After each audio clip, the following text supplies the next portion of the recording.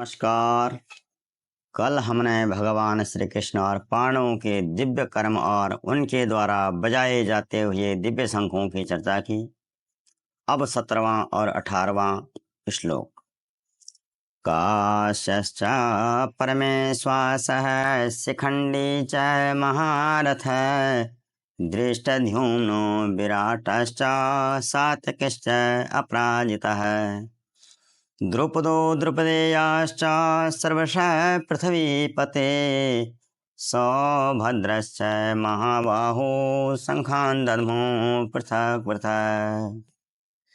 संजय जी धृतराष्ट्र को सुना रहे हैं कि भगवान के बाद पांडवों ने अपने अपने शंख बजाए और श्रेष्ठ धनुष वाले काशीराज ने, फिर शिखंडी ने। इस तरह संजय पांडवों के 18 वीरों का नाम लेते हैं, जबकि कौरवों में केवल भीष्म पितामह को। तो ऐसा लगता है कि संजय जी का मन भी धर्म के पक्ष में है। उन्हें धर्म के पक्ष वालों का वर्णन करने में आनंद आ रहा है। अधर्म के पक्ष में खड़े कौरवों का अधिक वर्णन करना वे उचित नहीं समझते। तो वो कहते हैं कि पांडव के पक्ष के मुख्य मुख्य वीरों ने अपने अपने शंख अलग अलग तरह से बारी बारी से बजाए। उसका परिणाम क्या हुआ? 19वां श्लोक। स घोषो धात्राष्ट्राणाम हृदयानि व्यदारयत नभश्च पृथ्वीं चैवा तुमुलो व्यनुनादयन्। पांडव सेना के द्वारा बजा गए उन शंखों की ध्वनि ने आकाश और पृथ्वी को गुंजाते हुए अन्यायपूर्वक पांडवों का राज्य हड़पने वाले धृतराष्ट्र के पुत्रों दुर्योधन आदि के हृदय को विदीर्ण कर दिया। कौरवों के शंख बजाने पर संजय जी ने पांडवों पर क्या असर हुआ, इसका जरा सा भी वर्णन नहीं किया। जबकि पांडवों के शंख बजाने पर वे बड़े आनंद से धृतराष्ट्र को सुनाते हुए कह रहे हैं कि अधर्म पूर्वक दूसरे की संपत्ति हड़पने वाले आपके पुत्रों के हृदय में बड़ी बड़ी पीड़ा उत्पन्न हो रही है। यादव अपने हक के लिए लड़ रहे थे, उनके पक्ष में खड़े वीर धर्म के लिए लड़ रहे थे, इसलिए उनके विचार, उनके मन एक थे, उनमें एकता थी। एक ही मत था कि धर्म युद्ध में हम मर भी गए तो कोई हानि नहीं।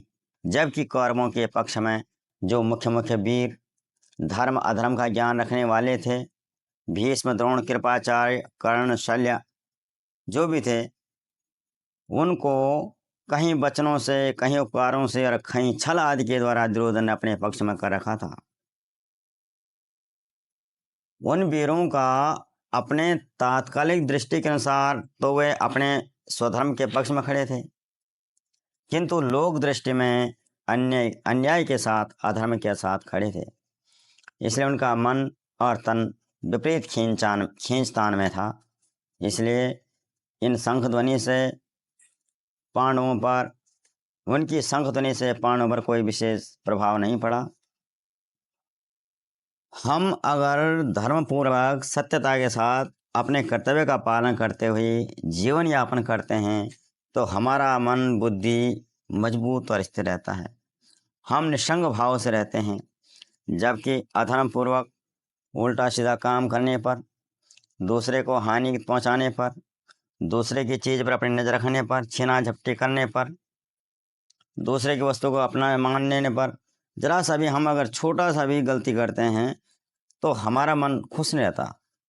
हम हरदम जल्दी जल्दी या लुका छिप में डर डर कर जीते हैं। तो यहाँ हम अपने पर भी इस बात को, इस नियम को लागू देख सकते हैं।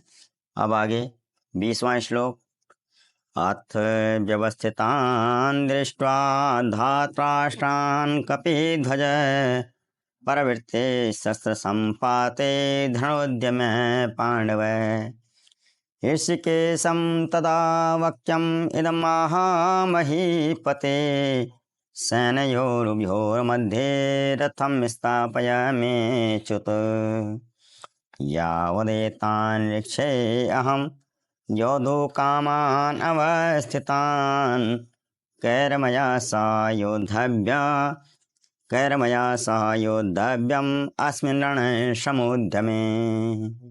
संजय जी धृतराष्ट्र को कहते हैं कि धृतराष्ट्र के पुत्र दुर्योधन के पक्ष वालों के युद्ध की प्रवृत्ति और सेना के युद्ध के लिए व्यवस्थिति को देख करके, अपने सामने सेना को खड़ी देख करके, हनुमान जी जिनकी ध्वजा में विराजमान हैं, उन कपिध्वज वाले अर्जुन ने अपना गांडी धनुष उठा लिया और भगवान श्री कृष्ण से कहा कि हे अच्युत, अपने रथ को दोनों सेनाओं के मध्य में खड़ा कीजिए।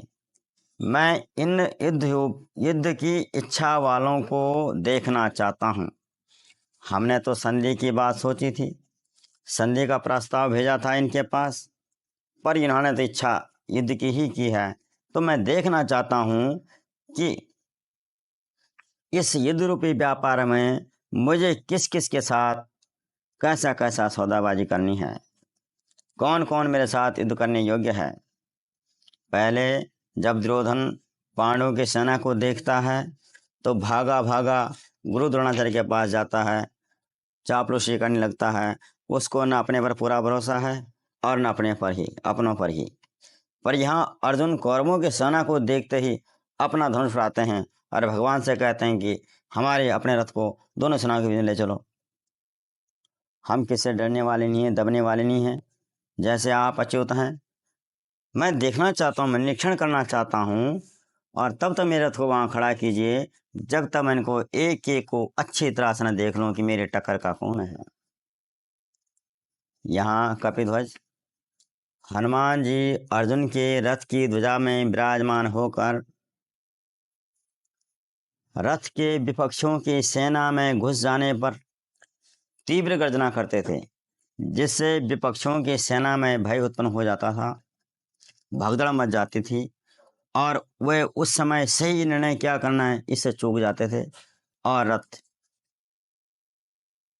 को भगवान श्री कृष्ण दुश्मनों की सेना में के बीच में ले चलते थे, आगे आगे बढ़ता चला था। ये इस रथ की ध्वजा की विशेषता के कारण संजय जी अर्जुन के रथ की चर्चा धृतराष्ट्र करते हैं। तो दोस्तों, आज की चर्चा को यहीं विराम देते हैं। कल 23वें श्लोक में अर्जुन भगवान से क्या कहते हैं इसको सुनेंगे। धन्यवाद।